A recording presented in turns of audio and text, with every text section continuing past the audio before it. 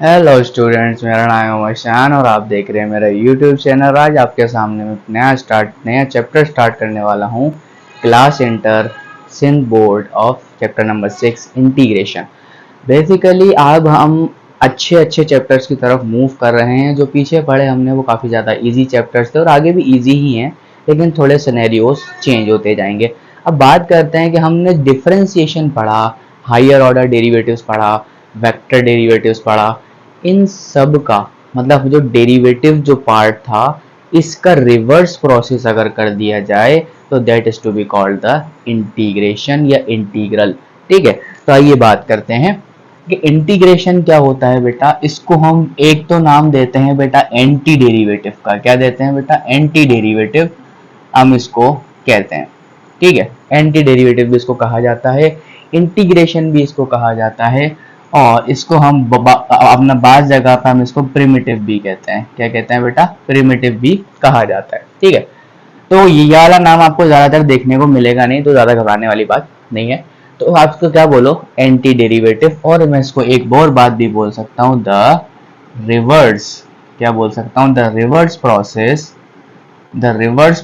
Of differentiation. क्या बोल सकता हूँ? The reverse process of differentiation is called integration. क्या कह सकता हूं? The reverse process of differentiation is called integration. इसका मतलब क्या हुआ? बेसिकली अगर आपसे कहा जाए कि आपने मान लो किसी भी डेरिवेटिव मतलब किसी भी फंक्शन का आपने डेरिवेटिव लिया है और उसका जो आंसर है वो आता है एफ डैश ऑफ एक्स। ठीक है, आपने कुछ ऐसा लिया। ठीक है, अगर मैं आपसे कहता हूं अगर आपने इसका इंटीग्रेशन लिया बेटा, इंटीग्रेशन की साइन ये होती है, अगर आपने इसका इंटीग्रेशन लिया तो आपको वही फंक्शन मिल जाएगा जो कि आपने अपने डेरिवेटिव निकालते वक्त रखा था, मतलब ओरिजिनल फंक्शन। कहने का मतलब है कि अगर आपसे कहा जाए कि मैं कहता हूं आपका जो एफ एक्स है, मान के चलो वो बेटा एक्स स्क्वायर है। क्या है? एक्स स्क्वायर है। तो आप इसका डेरिवेटिव लेते हो। मैंने कहा d by d x of f x is equal to d upon d x of x square. ये तो हम 3 चैप्टर्स पढ़कर आए, हमें बहुत अच्छी तरीके से मालूम है। तो ये कितना हो जाता है बेटा? F dash of x is nothing but equal to, ये कितना हो जाता है? 2x। ठीक है, तो ये तो डेरिवेटिव आ गया।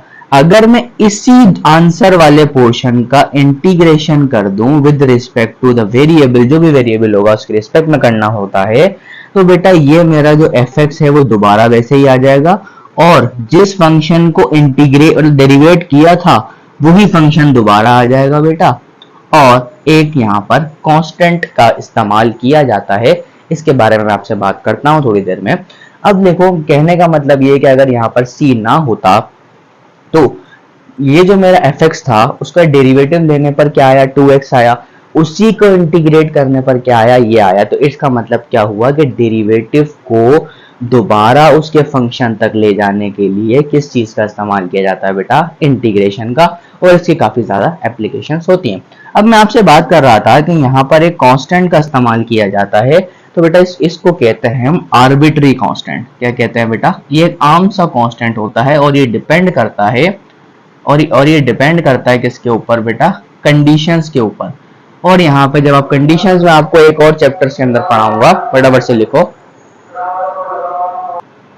चलिए स्टूडेंट्स, बात करते हैं कि जो आर्बिट्री कांस्टेंट है ये डिपेंड करता है कंडीशंस के ऊपर, जो कि कंडीशंस आपको एक और चैप्टर आगे आने वाला है, डिफरेंशियल इक्वेशन, जिसके अंदर मैं आपको सारी चीजें समझाऊंगा। लेकिन यहाँ पर एक बात समझ में आती है कि आपके पास जो फंक्शन था ना बेटा, ये फंक्शन तो सेम रहता है, लेकिन इंटीग्रेशन निकालने के बाद जो आपको रिजल्ट मिलता है ना, वही फंक्शन मिलेगा, लेकिन उस फंक्शन के साथ ऐड होने वाली जितनी फैमिलीज ऑफ कांस्टेंट्स हैं, जितने फैमिलीज ऑफ कर्व्स हैं, वो सारे के सारे आपको मिल जाएंगे। तो आइए बात करते हैं। मैंने कहा आपके पास जो बेसिकली जो इंटीग्रेशन होता है वो क्या होता है बेटा? Integral of F of x D x. तो ये डेटा साइन, इसको कहते हैं अपन साइन ऑफ इंटीग्रेशन। क्या बोलते हैं? Sign of integration. बहुत ज्यादा आसान बात है। और ये जो अंदर फंक्शन है बेटा, इसको बोलते हैं इंटीग्रैंड। क्या कहते हैं बेटा? इंटीग्रैंड बोलते हैं। चलिए स्टूडेंट, आगे बात करते हैं कि हमारे पास क्या होता है। जो integral F of x D x है वो क्या है बेटा? साइन ऑफ इंटीग्रेशन है, और एफ एक्स का मतलब इंटीग्रैंड होता है। तो इस चैप्टर में आपको जो है काफ़ी ज़्यादा आसानियां भी हैं, मुश्किलात भी पेश आ सकती हैं, लेकिन आपने इसके अंदर सिर्फ और सिर्फ इस चैप्टर के अंदर अगर आपको फॉर्मूलाज अच्छी तरीके से याद हैं और अगर आपको सिंप्लीफिकेशन करना आती है, सिंप्लीफिकेशन मतलब कुछ क्वेश्चन ऐसे होते हैं जो दिखने में बहुत ज़्यादा मुश्किल लग रहे होते हैं, बहुत ज़्यादा मुश्किल इसलिए लग रहे होते हैं कि आपको सिंप्लीफिकेशन नहीं आती। सिंप्लीफिकेशन आपको आनी चाहिए, अगर आप मुझे कमेंट बॉक्स में बताएंगे तो मैं सिंप्लीफिकेशन का एक अलग से वीडियो बना सकता हूँ, ठीक है। तो आपको क्या simplification is a first concept सीखना पड़ता है, क्योंकि इंटीग्रेशन में अगर बंदे को सिंप्लीफिकेशन नहीं आती ना बेटा तो वो काफ़ी ज़्यादा मतलब स्टक हो सकता है, जगह जगह पे फंस जाएगा, उसको सॉल्व करने के अंदर बड़ी मुश्किलात का सामना पेश आ सकता है। तो अब यहाँ पे बात करते हैं, जैसे कि हमने काफी सारे डेरिवेटिव्स के टाइप्स पढ़े थे कि भाई derivative of a function, derivative of implicit function, explicit function, y is a function of x, trigonometric substitution, काफी सारी चीजें हमने यहाँ पर पढ़ी थी। तो बेटा इंटीग्रेशन में भी कुछ ऐसा ही है, हम काफी सारी यहाँ पर भी टेक्निक्स पूरे चैप्टर के अंदर पढ़ेंगे और ये चैप्टर आपके पास थोड़ा हैवी वेटेज वाला है, इसके अंदर आपके पास काफी काफी काफी काफी ज्यादा जो है वो क्वेश्चंस आपको मिलेंगे और मैं सारे के सारे सॉल्व करवाऊंगा और कुछ एक दो होमवर्क भी दूंगा, ठीक है। तो आइए बात करते हैं। सबसे पहले हम जो बात करेंगे वो पढ़ेंगे बेटा इनडेफिनेट इंटीग्रेशन। क्या पढ़ेंगे बेटा? इनडेफिनेट इंटीग्रेशन पढ़ेंगे, इनडेफिनाइट, और फिर सेकंड पढ़ेंगे बेटा डेफिनाइट। क्या पढ़ेंगे? डेफिनाइट। मतलब ये दो टाइप्स की आपके पास इंटीग्रेशन होती है। इनडेफिनेट इंटीग्रेशन बेटा क्या होती है? Integral F x D x, यही होती है। होती तो ये भी यही है, integral of f x D x, लेकिन ये अंडर द लिमिट्स होती है। क्या होती है? अंडर द लिमिट्स, मतलब किसी भी एक स्पेसिफिक एरिया के अंदर होती है। इसको हम डेफिनाइट इंटीग्रेशन बोलते हैं। इसको भी सॉल्व करने के तरीके सेम होते हैं, लेकिन इसमें कुछ प्रॉपर्टीज की एडिशन हो जाती है जो मैं आपको आगे चल के प्रूव कराऊंगा और वो क्वेश्चन भी बताऊंगा। आज सिर्फ मैं आपको इस चैप्टर की समरी बता रहा हूँ कि समरी क्या है, क्या क्या पढ़ने वाली है, ठीक है। तो ये आपके पास हम दो चीजें यहाँ पर पढ़ेंगे, इंडेफिनाइट इंटीग्रेशन, डेफिनाइट इंटीग्रेशन, और आपको कुछ फॉर्मूलाज भी इसके तरीके से पता होने चाहिए। वो मैं सारा बताऊंगा, टेंशन ना लो, ठीक है। अच्छा जी, ये पढ़ने के बाद आपके पास जो पहली टेक्निक आएगी बेटा वो होती है सब्स्टिट्यूशन टेक्निक। क्या होती है बेटा? सब्स्टिट्यूशन। क्या होती है? सब्स्टिट्यूशन। अगर आपको सब्स्टिट्यूशन आती है ना, मैं बोलता हूँ पूरा चैप्टर आपके लिए आसान है, ठीक है। पूरा चैप्टर आपके लिए आसान है अगर आपको सब्स्टिट्यूशन आती है। नहीं आती तो परेशान हो गए, मैं सिखाऊंगा, सारी चीजें सिखाऊंगा, ठीक है। सेकेंड चीज आपके पास आ जाती है कि बहुत सारे इंटीग्रेशन जो है बेटा वो कंप्लीटिंग स्क्वायर मेथड से भी की जाती है। कैसे की जाती है? Completing the square method. Completing square method से कुछ फॉर्मूलाज बनाए जाते हैं, सॉल्व की जाती है। तो कंप्लीटिंग स्क्वायर मेथड वाले क्वेश्चन भी आपको यहाँ पर देखने को मिलेंगे। कंप्लीटिंग स्क्वायर मेथड के बाद आपके पास जो है वो एक और चीज आती है, इसका नाम होता है बेटा ट्रिग्नोमेट्रिक सब्स्टिट्यूशन। क्या होती है बेटा? ट्रिग्नोमेट्रिक सब्स्टिट्यूशन के मतलब किसी भी हम इंटीग्रल्स को, मतलब x equal to sine theta, x is equal to cos theta, इस तरीके के सब्स्टिट्यूशन करके भी सॉल्व कर पाएंगे। काफी सारे क्वेश्चंस मैं आपको इसके भी दिखाऊंगा, क्योंकि आगे आगे एक्सरसाइज आपको मिलेंगी। इसके बाद आपके पास जो फोर्थ टेक्निक होती है बेटा, बहुत इंपॉर्टेंट टेक्निक है, जिसको हम क्या बोलते हैं बेटा? By parts. क्या बोलते हैं? By parts integration. जैसे हम डेरिवेटिव में पढ़ रहे थे कि अगर दो कोई फंक्शन प्रोडक्ट में आ जाए तो हम क्या करते हैं? प्रोडक्ट रूल का इस्तेमाल करते हैं। अगर इंटीग्रेशन में दो फंक्शन प्रोडक्ट में आ जाए तो हम किसका इस्तेमाल करते हैं? बाय पार्ट्स इंटीग्रेशन का। ठीक हो क्या? समझ में आ रही बात? ठीक है भाई। 5 टाइम हम क्या पढ़ेंगे बेटा? पार्शियल फ्रैक्शन डिकम्पोजिशन, जिसको हम पीएफडी के नाम से जानते हैं। तो सबसे पहले हम सीखेंगे कि पार्शियल डिफरेंस मतलब पार्शियल फ्रैक्शन कैसे डिकम्पोज किया जाता है, फिर उसको भी इंटीग्रेशन करने में बहुत ज्यादा हमें आसानी रहेगी। फिर हम डेफिनाइट के अंदर भी कुछ चीजें पढ़ेंगे, जैसे कि एरिया अंडर द कर्व हम यहाँ पर देखेंगे। एरिया अंडर द कर्व हम यहाँ पर देखेंगे, ये इसकी बहुत ज्यादा बेहतरीन एग्जाम्पल एप्लीकेशंस के अंदर शामिल होता है कि डेफिनाइट इंटीग्रेशन, और इसकी कुछ प्रॉपर्टीज पढ़ेंगे और इसकी प्रॉपर्टीज को सॉल्व करने की कोशिश करेंगे कि भाई बाज़ औक़ात जो है ना इससे ज़्यादा ये आसान हो जाती है, क्योंकि हमें कुछ प्रॉपर्टीज ऐसी होती हैं जो हमें डायरेक्टली बता देती हैं कि इसका आंसर 0 होगा, इसका आंसर ये होगा, इसका आंसर ये होगा। यहाँ पे हमें सॉल्व करना पड़ता है, ठीक है। तो काफ़ी सारा नंबर ऑफ क्वेश्चंस मैं आपको इस बार कराने वाला हूँ इस चैप्टर के अंदर। मुकम्मल चैप्टर को पढ़ेंगे इंशाल्लाह आहिस्ता आहिस्ता। अब आज मैं आपको सिर्फ छोटी सी मैं बताने आया था कि what is the basic concept of integration, ये मैंने आपको बता दिया है। अब बात करेंगे बेटा आगे फार्मूलाज की तरफ, तो मैं आपको फार्मूलाज के बारे में भी कुछ क्या कहते हैं बताता हुआ चलता हूँ।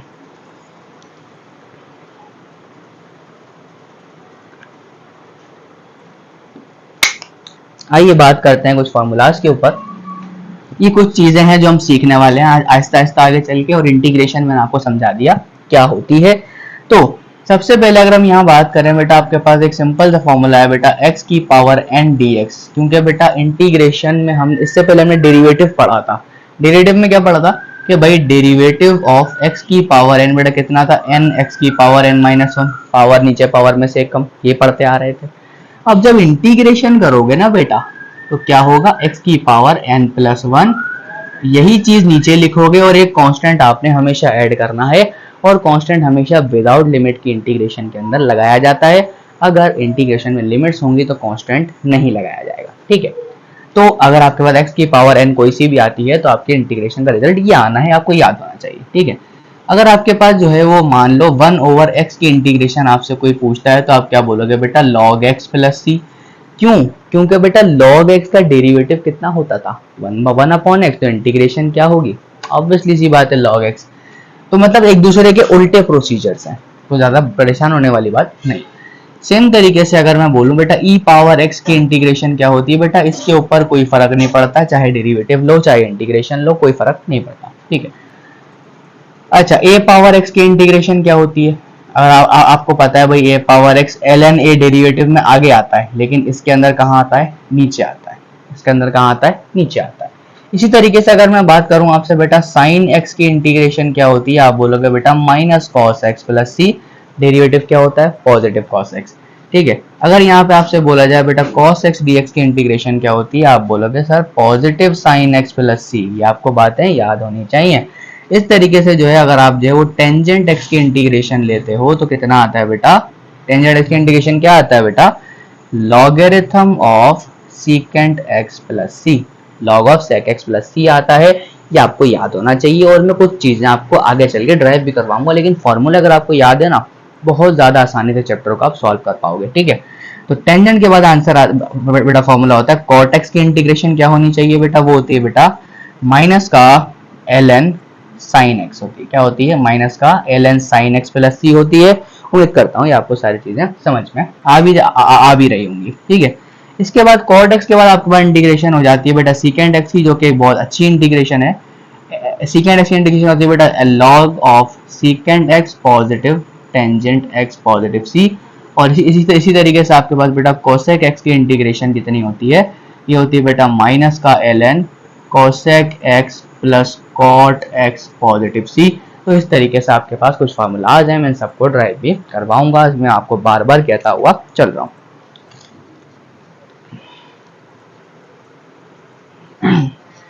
अब कुछ अच्छे अच्छे फॉर्मूलाज भी हैं हमारे पास, जैसे कि आपको याद होगा कि भाई अगर मैं इंटीग्रेशन लेता हूँ 1 upon under radical 1 minus x square, तो ये क्या साइन इनवर्स का डेरिवेटिव नहीं है ना।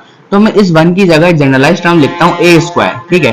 तो इसका रिजल्ट कितना आएगा बेटा, 1 अपॉन ए साइन इनवर्स एक्स अपॉन ए पॉजिटिव सी। मतलब इसके आपको ऐसे याद रखना है, अगर डेरिवेटिव याद है तो इंटीग्रेशन भी याद होगी। बट इसी तरीके से अगर मैं लिखूं बेटा माइनस अंडर रेडिकल ए स्क्वायर माइनस एक्स स्क्वायर, बेटा सेम चीज, बट माइनस किसमें आता है बेटा, कॉस में आ जाता है। क्या लिखे हैं बेटा, cos inverse x by a positive सी, ऐसे भी तो लिख सकते हैं ना, ठीक है। अगर हम मैं आपसे बोलूं 1 upon x square plus a square आपके पास लिखा हो, तो आप क्या बोलोगे, 1 upon A tangent inverse x by a positive सी। ये तो मुझे पता ही था, क्या ही बता रहे हो, ठीक है। अगर आपके पास लिखा हो बेटा 1 upon x square minus a square d x, तो आप क्या बोलोगे बेटा, क्या बोलोगे, कुछ भी नहीं बोलोगे, आप बोलोगे sir 1 upon 2a logarithm of, क्या आएगा बेटा, x माइनस ए अपॉन एक्स प्लस ए पॉजिटिव सी। इसका फॉर्मूला ये होता है, इसको मैं ड्राइव भी करवाऊंगा, ठीक है। आगे चल के बोलते हैं कि अगर आपको लिखा हो a square minus x square d x, मतलब इसी चीज का उल्टा, तो आप क्या लिखोगे, 1 upon 2a logarithm of a plus x divided by a minus x positive C. इसका फॉर्मूला ये होता है। फर्क क्या है बेटा, प्लस उसमें नीचे है, प्लस उसमें ऊपर आएगा, ठीक है। सेम तरीके से अगर आपके पास लिखा हो, मान लो ऐसे इस तरीके से 1 upon x under radical x square minus a square d x, तो बेटा क्या होता है, 1 upon a secant inverse x by a positive C. क्योंकि बेटा ये डेरिवेटिव किसका है, सीकेंट का डेरिवेटिव है, ऐसे ही ना, ठीक है, सीकेंट इनवर्स का। तो उम्मीद करता हूँ आपको सारे फॉर्मूलाज जल्दी जल्दी से याद हो जाएंगे। मैं आपको सारे लिख के नहीं बताऊंगा, कुछ इंपॉर्टेंट हैं जो ज्यादा काम आते हैं, वही सारे उन सब के ऊपर ही बात करेंगे। बकाया तो आपको मैं क्वेश्चन सॉल्व करते हुए सारे के सारे समझाता जाऊंगा कैसे होते हैं, ठीक है। अच्छा, कुछ फॉर्मूला आपके पास ऐसे भी होते हैं बेटा, under radical x square minus a square. तो आपको इन फॉर्मूलाज को याद रखना पड़ेगा, थोड़े से लेंदी होते हैं, जैसे कि मुझे याद है ऐसे ही आपने याद करना है बेटा। देखो कैसे, 1/2 x under radical x square minus a square positive a square by 2 sine inverse x by a positive C. बेटा मुझे भी ऐसे याद है, आपको भी ऐसे याद होना चाहिए, ठीक है।